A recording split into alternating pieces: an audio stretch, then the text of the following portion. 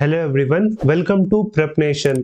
आपका 1 और 2 दिसंबर के करंट अफेयर्स में स्वागत है।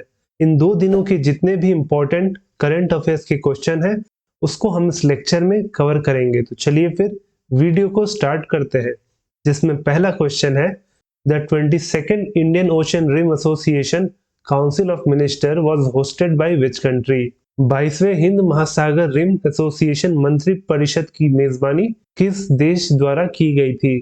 तो किया गया था ऑप्शन डी बांग्लादेश द्वारा। Option D Bangladesh. तो सबसे पहले ये जो काउंसिल ऑफ मिनिस्टर था उसका ये 22nd एडिशन था और इसका आयोजन हो रहा था बांग्लादेश की राजधानी ढाका में। और वहीं भारत की तरफ से इस मीटिंग में रिप्रेजेंट कर रहे थे डॉक्टर राजकुमार रंजन सिंह, जो कि है minister of state for external affairs. और अगर वही बात करें IORA यानी कि इंडियन ओशन रिम एसोसिएशन की, तो इसमें कुल 23 मेंबर देश शामिल हैं जो बॉर्डर करते हैं इंडियन ओशन को। और वहीं इसके साथ इसमें 10 देश और हैं जो कि IORA के डायलॉग पार्टनर्स है। वहीं IORA जो है वो स्थापित हुआ था 7 मार्च 1997 को। वहीं इसका हेडक्वार्टर मॉरिशियस में है। Which of the following ministries announced the national Gopal Ratna award 2022? निम्नलिखित में से किस मंत्रालय ने राष्ट्रीय गोपाल रत्न पुरस्कार 2022 की घोषणा की? तो वो किया option C ministry of fisheries animal husbandry and dairying ने। Option C ministry of fisheries animal husbandry and dairying. और वहीं जो इस मिनिस्ट्री को हेड करते हैं वो है पुरुषोत्तम रूपाला जी, पुरुषोत्तम रूपाला। तो ये जो नेशनल गोपाल रत्न अवार्ड 2022 है इसे देता है ministries of fisheries animal husbandry and dairying. और ये अवार्ड जो है भारत के लाइव स्टॉक और डेयरी सेक्टर का हाईएस्ट नेशनल अवार्ड है। और ये अवार्ड 3 कैटेगरी में दिया जाता है। आप यहाँ पे देख सकते हैं, पहला कैटेगरी है best dairy farmer rearing cattle breed, दूसरा है बेस्ट आर्टिफिशियल इंसेमिनेशन टेक्नीशियन, वहीं तीसरा कैटेगरी है बेस्ट डेयरी कोऑपरेटिव और डेयरी प्रोड्यूसर ऑर्गेनाइजेशन। तो इन 3 कैटेगरी में अवार्ड मिलता है। और इसके साथ ही अवार्ड के साथ जो फर्स्ट रैंक लाता है इस कैटेगरी में उसको 5 लाख रुपए मिलते हैं। Which of the following packaged drinking water company has acquired by Tata Consumer Product? Tata consumer product ने निम्नलिखित में से किस पैकेज पेयजल कंपनी का अधिग्रहण किया है? तो किया है ऑप्शन डी बिस्लेरी का। Option D Bisleri. तो जो बिस्लेरी है वो भारत का largest package drinking water company है और इसे एक्वायर करेगा टाटा कंज्यूमर। और कितने में एक्वायर करेगा? तो करीब करीब 6 से 7 हजार करोड़ रुपए में। वहीं इसके साथ ही जो बिस्लेरी का जो करंट मैनेजमेंट है वो अगले 2 साल तक बने रहेगा। ये भी इस डील का हिस्सा है। उसके बाद चाहे तो टाटा कंज्यूमर मैनेजमेंट चेंज कर सकता है। Moon rocket Artemis 1 has been launch by which country? Moon rocket Artemis 1 किस देश द्वारा लॉन्च किया गया है? तो इसे लॉन्च किया है यूएस ने। Option C US. और ये जो मिशन है ये यूएस का मून मिशन है। और वहीं इसे यूएस स्टेट की स्पेस एजेंसी नासा ने लॉन्च किया था फ्लोरिडा के केनेडी स्पेस सेंटर से। और वहीं बात करें नासा की, तो वो फॉर्म हुआ था 1 अक्टूबर 1958 को और इसका हेडक्वार्टर है वॉशिंगटन डीसी में। तो वहीं इसके एडमिनिस्ट्रेटर है bill Nelson, bill Nelson. Which of the following space agency has named the first ever para astronaut? निम्नलिखित में से किस अंतरिक्ष एजेंसी ने पहले पैरा एस्ट्रोनॉट का नाम दिया है? तो दिया है option C European Space Agency ने। Option C European Space Agency. तो जो फिजिकल डिसेबल लोग हैं उनको भी अब मौका मिलेगा स्पेस में जाके रहने का। और वहीं इसकी पहल यूरोपियन स्पेस एजेंसी द्वारा किया गया है, जिसने कहा है कि वो भी अब फिजिकल डिसेबल जो लोग हैं उनको स्पेस में भेजेगा और वो लोग कहलाएंगे पैरा एस्ट्रोनॉट। और वहीं इस मिशन के लिए जो पहले व्यक्ति चुने गए हैं वो है ब्रिटिश पैरालंपिक स्प्रिंटर जिनका नाम है जॉन मैकफॉल। और वहीं बात करें यूरोपियन स्पेस एजेंसी की, तो ये फाउंड हुआ था 30 मई 1975 को, जिसका हेडक्वार्टर पेरिस में है। तो वहीं इसके करंट सीईओ है Joseph Ash Baker, Joseph Ash Baker. China has announced a plan to build its first moon base by dash. चीन ने डैश तक अपना पहला मून बेस बनाने की योजना की घोषणा की है। तो किया है ऑप्शन बी 2028 तक। Option B 2028। तो चाइना 2028 तक पहला बेस बनाएगा मून में और उसके बाद अपने एस्ट्रोनॉट्स को वहां पे भेजेगा रहने के लिए। और वही जो बेस बनाएगा ये काम करेगा बाय न्यूक्लियर एनर्जी।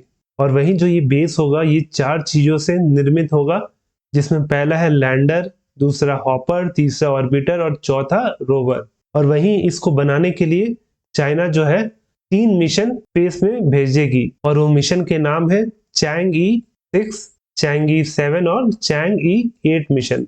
तो इस चाइना के 3 मिशन द्वारा मून पे पहला बेस बनेगा। Which of the following labs has launched India's first co-working research hub lab? निम्नलिखित में से किस लैब ने भारत की पहली co-working research hub lab launch की है? तो लॉन्च किया है ऑप्शन डी पीडीएक्स ने। Option D PDX. तो ये जो पीडीएक्स लैब है इसने लॉन्च किया है पहला को वर्किंग रिसर्च हब और साथ में इंक्यूबेशन लैब। और इसके जो फाउंडर है वो है नितिन लोहिया और लक्ष्य लोहिया। वहीं जो इंक्यूबेशन लैब होता है वो एक तरह का इंक्यूबेटर होता है जहां पे छोटे जीवाश्म पे ग्रो करके उस पर रिसर्च किया जाता है। Which is the first state to create the role of director general of audit? Audit महानिदेशक की भूमिका सृजित करने वाला पहला राज्य कौन सा है? तो वो है ऑप्शन बी तमिलनाडु राज्य। Option B state of Tamil Nadu. और वहीं जो तमिलनाडु के सीएम है वो है एमके स्टालिन और गवर्नर है RN Ravi. Which of the following platforms has won Best E-Learning Platform by ASSOCHAM? निम्नलिखित में से किस प्लेटफॉर्म ने ASSOCHAM द्वारा सर्वश्रेष्ठ ई लर्निंग प्लेटफॉर्म जीता है? तो जीता है ऑप्शन ए NIIT डिजिटल ने। ऑप्शन ए NIIT डिजिटल ने। तो NIIT यानी कि national institute of information technology limited को मिला है बेस्ट ई लर्निंग प्लेटफॉर्म का अवार्ड बाई एसोचैम यानी कि associated chambers of commerce and industry of India. और वहीं ये अवार्ड इन्हें दिया गया था कलकत्ता में। और वहीं एसोचैम की बात करें तो ये वर्ष 1920 में फाउंड हुआ था और इसके करंट प्रेसिडेंट है सुमंत सिन्हा। तो वहीं इसका हेडक्वार्टर है नई दिल्ली में। Who was awarded Asia's Inspirational Leader 2022 Award?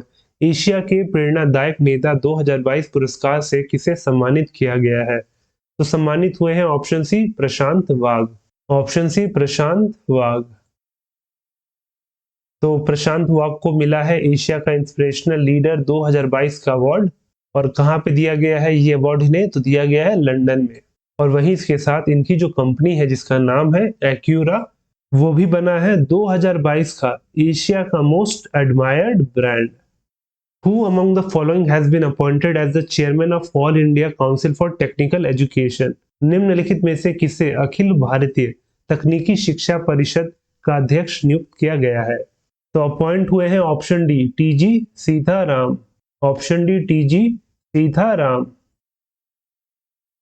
तो प्रोफेसर टीजी सीताराम जो कि डायरेक्टर है आईआईटी गुवाहाटी के और इन्हें नियुक्त किया गया है all India council for technical education यानी कि AICTE का नया चेयरमैन। और वहीं इन्हें 3 वर्षों के लिए चेयरमैन का पद दिया गया है। और वहीं ये सक्सीड करेंगे एम जगदीश कुमार जी को। और वहीं बात करें all India council for technical education की तो ये फाउंड हुआ था 1945 को और इसका हेडक्वार्टर नई दिल्ली में है। Which football player has become the first man to score in 5 FIFA World Cup? कौन सा फुटबॉल खिलाड़ी 5 फीफा विश्व कप में स्कोर करने वाला पहला व्यक्ति बन गया है? तो बने हैं option A Cristiano Ronaldo. Option A Cristiano Ronaldo. तो पोर्चुगल के क्रिस्टियानो रोनाल्डो बने हैं पहले male player to score 5 world cup. और ये माइलस्टोन इन्होंने अचीव किया था जो अभी कतर में फीफा वर्ल्ड कप चल रहा है उसमें इनकी जो टीम है वो खेल रही थी अगेंस्ट गाना। और इसके साथ ही इन्होंने अपने देश पोर्चुगल के लिए कुल 118 गोल दाग चुके हैं। और वहीं फीफा की बात करें तो ये फाउंड हुआ था 21 में 1904 में। वहीं हेडक्वार्टर स्विट्जरलैंड के ज्यूरिक में है और वहीं फीफा के जो करंट प्रेसिडेंट है वो है Gianni Infantino. Wildlife Summit has adopted India's proposal for enhanced protection of which turtle species? वन्य जीव शिखर सम्मेलन ने कछुओं की किस प्रजाति के संरक्षण के लिए भारत के प्रस्ताव को अपनाया है? तो वो जो स्पीशीज है जिसके लिए भारत ने प्रपोजल आगे किया था इस वाइल्ड लाइफ समिट में, वो है option D Leith soft shell turtle. Option D Leith soft shell turtle. तो सबसे पहले तो जान ले जो कॉन्फ्रेंस ऑफ पार्टीज का जो साइट्स का जो 19वां मीटिंग चल रहा है वो पनामा में चल रहा है और उसमें भारत की तरफ से प्रपोजल दिया गया था कि जो लेस सॉफ्ट शेल टर्टल है उसको अपेंडिक्स 2 से हटा के अपेंडिक्स 1 में डाल दिया जाए। और वहीं से क्या होगा, तो इससे इस स्पीशीज का जो इंटरनेशनल ट्रेड होता है वो रुक जाएगा, यानी कि इसके बाद इसको कमर्शियल पर्पस के लिए बेचा या खरीदा नहीं जा सकेगा। तो कोई भी स्पीशीज जो एंडेंजर्ड होते हैं उनको अपेंडिक्स 1 में डाला जाता है। तो भारत ने इसके लिए प्रपोजल दिया था और वहीं भारत की तरफ से इस प्रपोजल को डाला था चंद्र प्रकाश गोयल जी, जो है director general of forest and special secretary in the environment ministry. Which day is observed as the World AIDS Day? विश्व एड्स दिवस किस दिन मनाया जाता है? तो ये मनाया जाता है ऑप्शन ए 1 दिसंबर को। ऑप्शन ए 1 दिसंबर।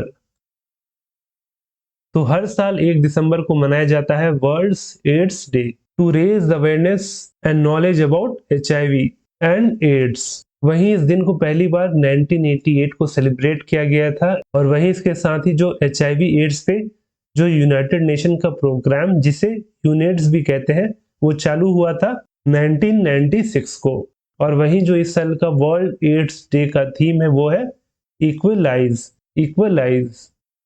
तो ये जो क्वेश्चन है वो आपके लिए है कि Lachit Borphukan associated with which battle?